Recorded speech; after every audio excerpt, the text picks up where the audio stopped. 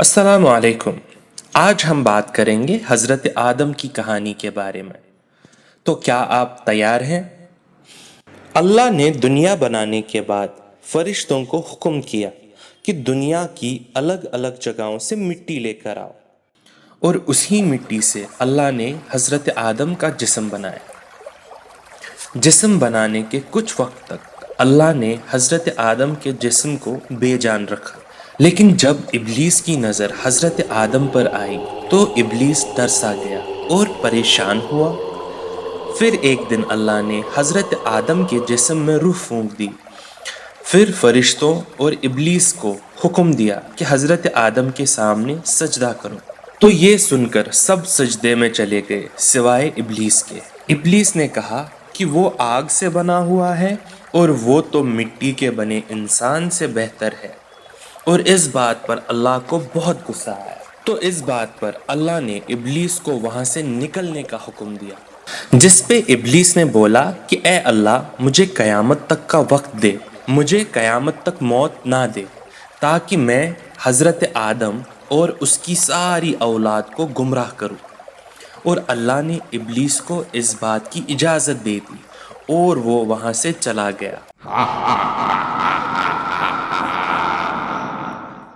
फिर अल्लाह ने हज़रत आदम को वक्त के साथ जानवरों के नाम सिखाए, फलों के नाम सिखाए, दरख्तों के नाम सिखाए, और हज़रत आदम जन्नत में रहने लगे। और हज़रत आदम से कहा कि वो जन्नत के किसी भी दरख्त से फल खा सकते हैं सिवाय एक दरख्त के। और फिर कुछ वक्त बाद अल्लाह ने हज़रत आदम की बीवी यानी हज़रत हवा को बनाया, और अब हज़रत आदम और हज़रत हवा दोनों जन्नत में साथ रहने लगे और जन्नत की नेमतों का लुत्फ़ उठाने लगे।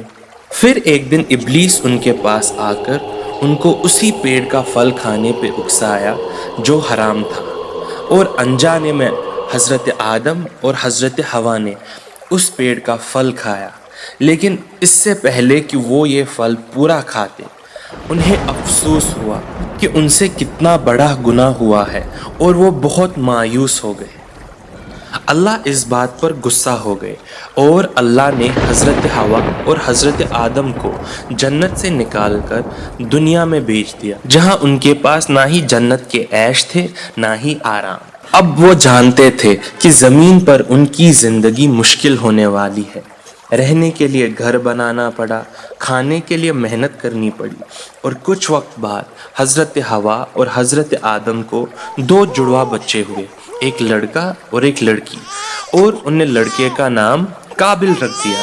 फिर कुछ वक्त बाद उनके और दो जुड़वा बच्चे हुए, जिसमें से उनने लड़के का नाम हाबिल रख दिया। जब वो दोनों जवान हो गए तो हज़रत आदम ने उनकी शादी करने का फैसला किया। उस वक्त दुनिया में बस दो ही लड़कियां थी, हाबिल की जुड़वा बहन और काबिल की जुड़वा बहन। तो हज़रत आदम ने फैसला किया कि वो हाबिल की शादी काबिल की जुड़वा बहन से और काबिल की शादी हाबिल की जुड़वा बहन से करेंगे। काबिल की जुड़वा बहन बहुत खूबसूरत थी और हाबिल की जुड़वा बहन उतनी खूबसूरत नहीं थी, इसलिए काबिल बिल्कुल खुश नहीं था और वो बहस करने लगा। इस बात पर हज़रत आदम ने उन दोनों को कुर्बानी का हुक्म दिया और कहा, जिसकी कुर्बानी अल्लाह कबूल करेंगे उसकी शादी काबिल की बहन से होगी। चूंकि हाबिल भेड़ बकरियां पालता था, उसने अपने झुंड में सबसे बेहतर जानवर चुना। काबिल जो कि खेती करता, फसल उगाता, लेकिन उसने अपनी खेत में से सबसे खराब सब्जी और अनाज को चुना। अल्लाह ने हाबिल की कुर्बानी कबूल की और हाबिल की नामंजूर, और फैसला हुआ हाबिल की शादी काबिल की जुड़वा बहन से होगी। इस बात पे काबिल बहुत गुस्सा हो गया और उसके अंदर काबिल के लिए इतनी नफरत हो गई कि वो उसका कत्ल करना चाहता था। एक दिन हाबिल को घर आने में देरी हो गई तो हज़रत आदम ने काबिल से कहा कि जाओ अपने भाई हाबिल को ढूंढ के घर ले आओ। और काबिल अपने भाई को खेतों में ढूंढने गया, और जब उसने हाबिल को घर वापस आते हुए देखा तो उसने काबिल से गुस्से में बोला, तुम्हारी कुर्बानी कबूल हुई और मेरी नहीं। जिसको सुनकर हाबिल ने जवाब दिया کہ اللہ बस उनकी कुर्बानी कबूल करता है जिनके दिल में अल्लाह का खौफ हो। इस बात पर काबिल और गुस्सा हो गया और उसने पत्थर उठाकर हाबिल का कत्ल कर दिया। अब काबिल बहुत डर गया क्योंकि उसको एहसास हो गया कि उसने अपने भाई का कत्ल कर दिया और उसे काफी पछतावा होने लगा। जब हजरत आदम ने काबिल से पूछा कि हाबिल कहाँ है, तो उसने जवाब दिया, मुझे कैसे मालूम होगा कि हाबिल कहाँ है, वो तो हाबिल ही जाने। तो हजरत आदम समझ गए कि कुछ गड़बड़ है। अब काबिल वापस हाबिल की लाश के पास गया और सोचने लगा कि अब मैं इस लाश का क्या करूं। तो उतने में दो कौवे वहां आके झगड़ने लगे और एक कौवे ने दूसरे कौवे का कत्ल कर दिया। उतने में दूसरा कौवा आके मुर्दा कौवे की लाश को दफनाने लगा। वो देखकर काबिल भी वही किया और हाबिल की लाश को दफनाकर वहां से बहुत दूर चला गया।